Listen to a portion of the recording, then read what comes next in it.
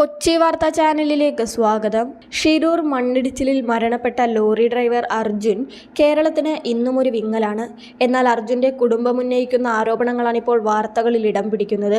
ലോറിയുടമ മനാഫിനെതിരെയാണ് കുടുംബം ആരോപണങ്ങൾ ഉന്നയിക്കുന്നത്. മനാഫിന്റെ ലോറിക്ക് അർജുന്റെ പേരിടരുതെന്നും കുടുംബത്തിന്റെ വൈകാരികത മാർക്കറ്റ് ചെയ്യുന്നത് അവസാനിപ്പിക്കണമെന്നും അർജുന്റെ കുടുംബം പറഞ്ഞു. ഇക്കാര്യം പലതവണ മനാഫിനോട് പറഞ്ഞിരുന്നുവെന്നും അർജുന്റെ അമ്മ വ്യക്തമാക്കി.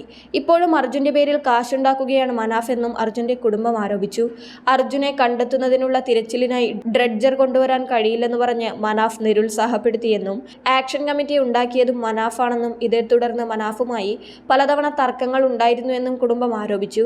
മനാഫിന് വേണ്ടി പരാതി നൽകാൻ SP ആവശ്യപ്പെട്ടിട്ടും അത് തങ്ങൾ ചെയ്തില്ലെന്നും അവർ കൂട്ടിച്ചേർത്തു. തിരച്ചിലിൽ അർജുന്റെ മൃതദേഹം കണ്ടെത്തിയതായി തങ്ങൾക്ക് വിവരം ലഭിച്ചിരുന്നു. എന്നാൽ ആ സമയത്താണ് ഗംഗാവലി പുഴയിൽ അർജുനെയിട്ട് പോകാൻ പറ്റില്ല, അമ്മയ്ക്ക് നൽകിയ വാക്കാണെന്നൊക്കെയുള്ള ഡയലോഗുമായി മനാഫ് വന്നതെന്നും അവർ പറഞ്ഞു.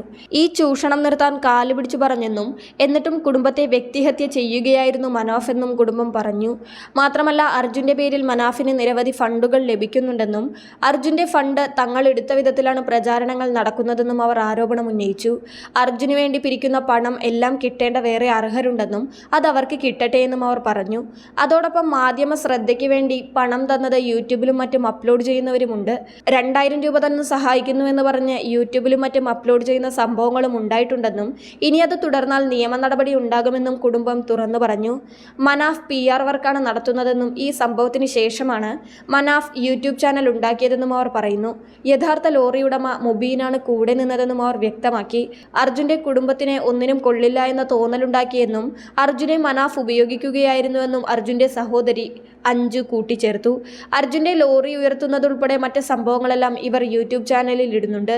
ഇത് മാർക്കറ്റിംഗ് ആണെന്നും അർജുനോടും കുടുംബത്തോടും സ്നേഹമുണ്ടെങ്കിൽ ഇങ്ങനെ ഒരു കാര്യം ചെയ്യുമോ എന്നും ജിതിൻ ചോദിച്ചു. ഇക്കാര്യം പറഞ്ഞ് കൂടുതൽ വിവാദത്തിലേക്ക് കടക്കാൻ താല്പര്യമില്ലെന്നും ഇതെല്ലാം തങ്ങളെ കൊണ്ടിപ്പോൾ പറയിപ്പിച്ചതാണെന്നും കുടുംബം കൂട്ടിച്ചേർത്തു.